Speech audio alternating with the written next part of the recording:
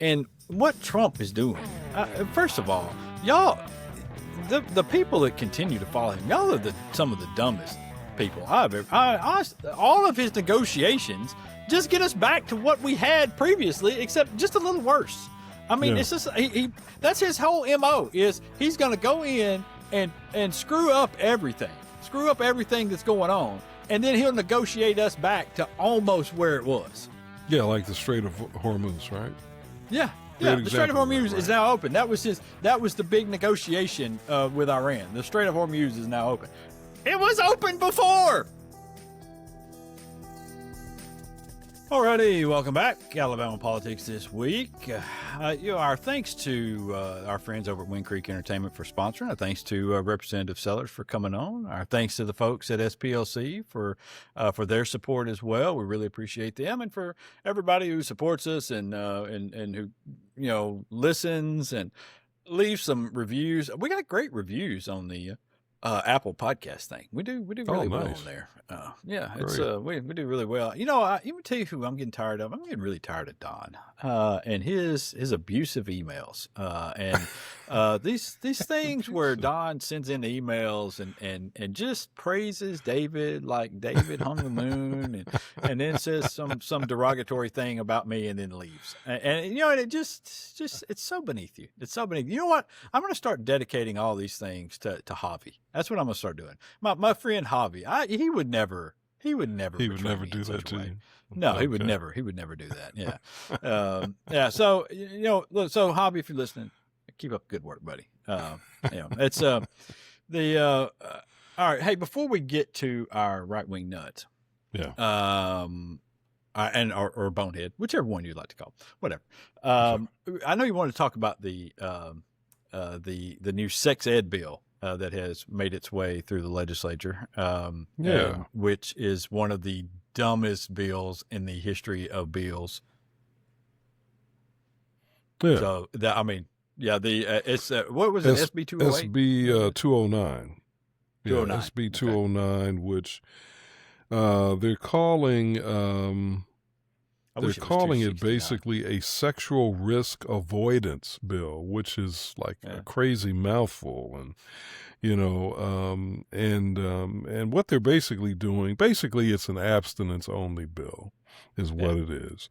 They're forbidding any kind of references to or teaching about how to get contraceptives or how to use them. It's basically a 1950s sort of sex ed kind of bill. And, the first thing that comes to mind is why? With the critical things that the state of Alabama is facing in terms of health care, in terms of environmental issues, why is our legislature spending 1 minute on sex ed issues? Why? It doesn't make any sense. What? I mean, I'll say this. I disagree with you on one thing. I do think that there is a need for our legislature to take up sex ed issues. However, I'll say it because of this. We have a crisis in this state in terms of teen pregnancy and teen sexually transmitted diseases. Both of those, we are in the top 5 in the country. Teens sexually transmitted diseases, I believe we're number 2. Not number 2, we're number 3. So we have a huge problem with this, and it costs a lot of teens their childhood when it comes to pregnancies or whatever, and it costs a lot of teens a lot of money and a lot of time, and can be, depending on what disease they contract, it can be a sentence for life, and one that is very, very serious. And it can cost all of us a lot of money as well in terms of the healthcare costs that come from this.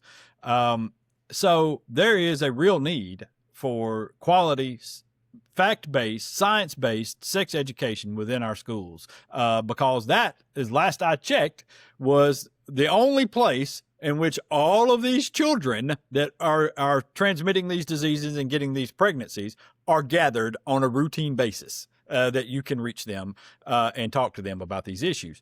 And it is beyond irresponsible in a state that has those numbers and those statistics to forbid the teaching of the use of contraceptives and forbid the teaching of quality sex education. Yeah. Okay. Well, you know what? I'm going to say I agree with you. I stand corrected. The legislature could play a meaningful role, a productive role in this if they weren't trying to turn back the clock almost 100 years. I mean, I think you make an excellent point. Now, I will say I think that it seems like we've got issues that are probably more pressing. Even though I agree with you that these are serious problems that you raised. Very, very, I don't disagree with that at all. But it seems to me like we've got a healthcare crisis of a magnitude when you start looking at closing hospitals and the lack of people to get healthcare, quality healthcare, and health insurance. It seems to me like those are bigger issues that they should really be trying to solve. When you look at what's going on with the prisons, and the deaths in the prisons and the condition of the prisons, and quite frankly, the crazy amount of investment that we're making in the prison industrial complex. I think that is something that needs to be addressed in a reasonable and productive way that may be more pressing than sex ed. But I think you're right. Sex ed is important, and I was wrong to say they don't need to be addressing it at all. They just need to be addressing it in the right way. Yeah, I just think that, we'll move on. I just honestly, with the abortion law that has now been passed, to couple that with something like this, and it just sets up a situation where you're going to put some teenagers into some positions where we have some rather horrific outcomes.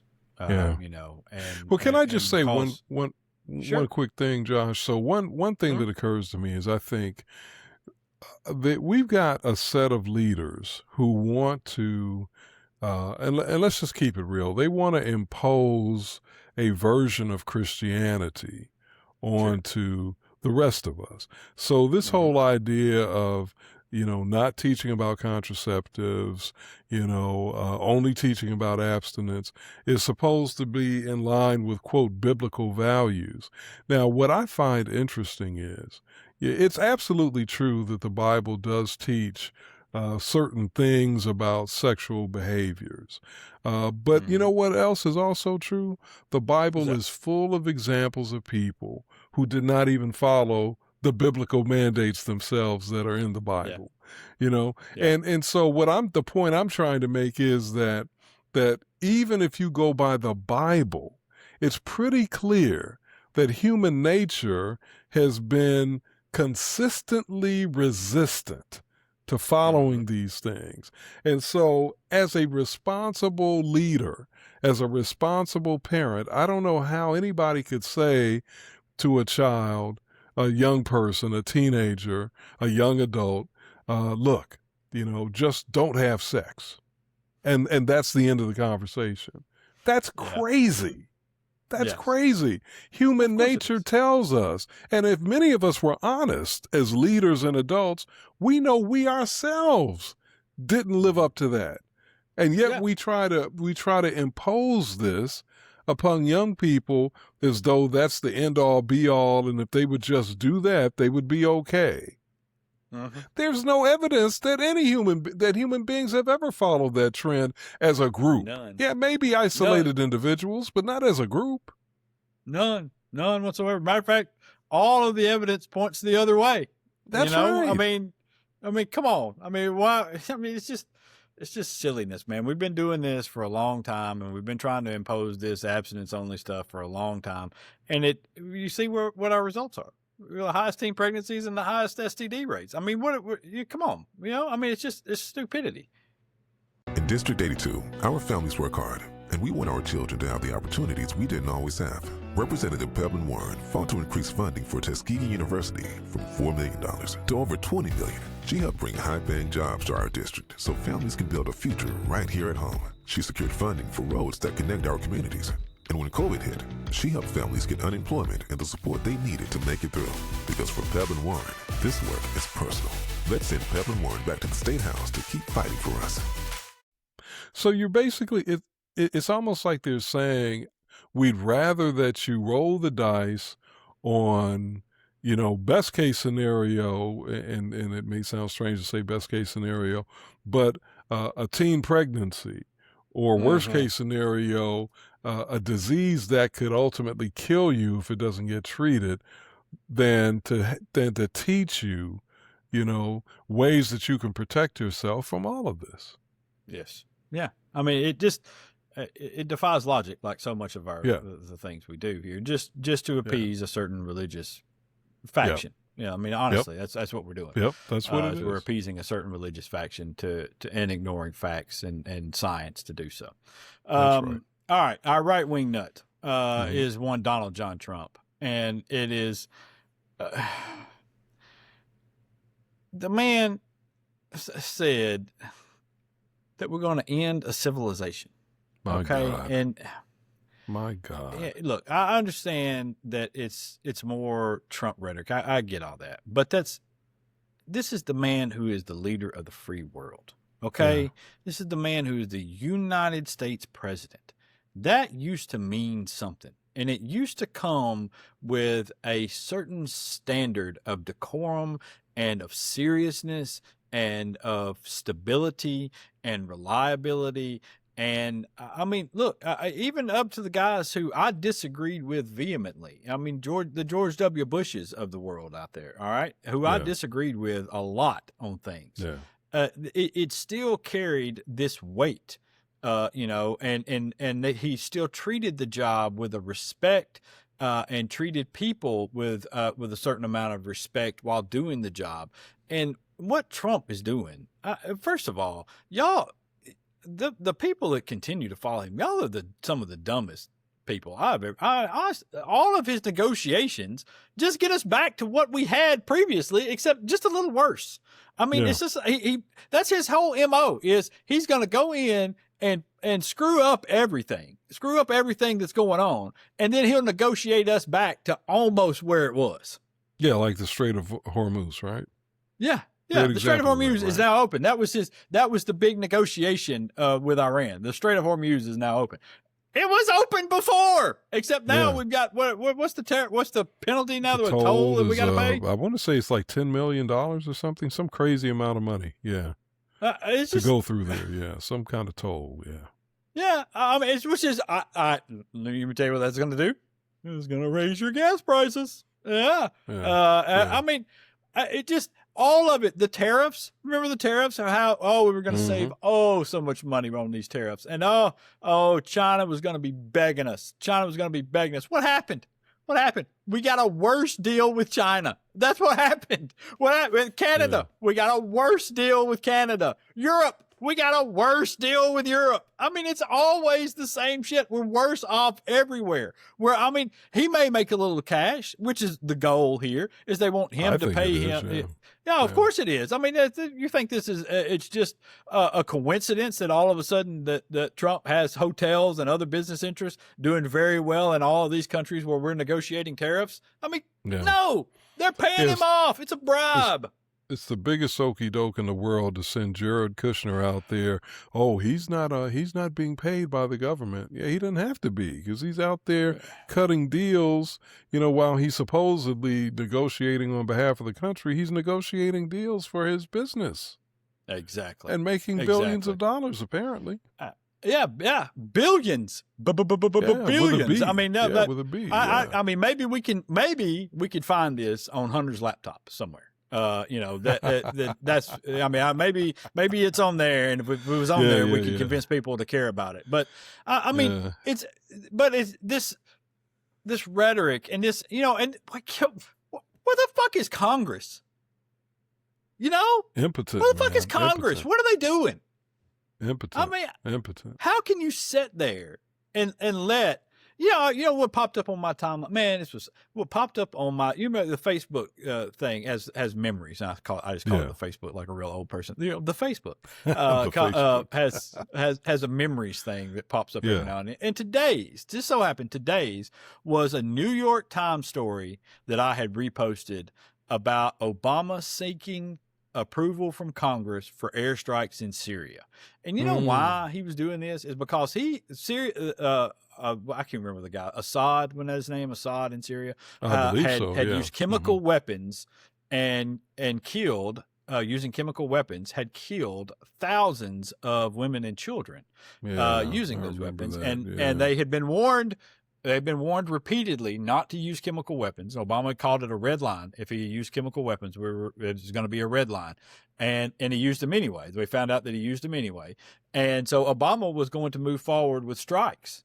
And the Republicans lost their minds over this because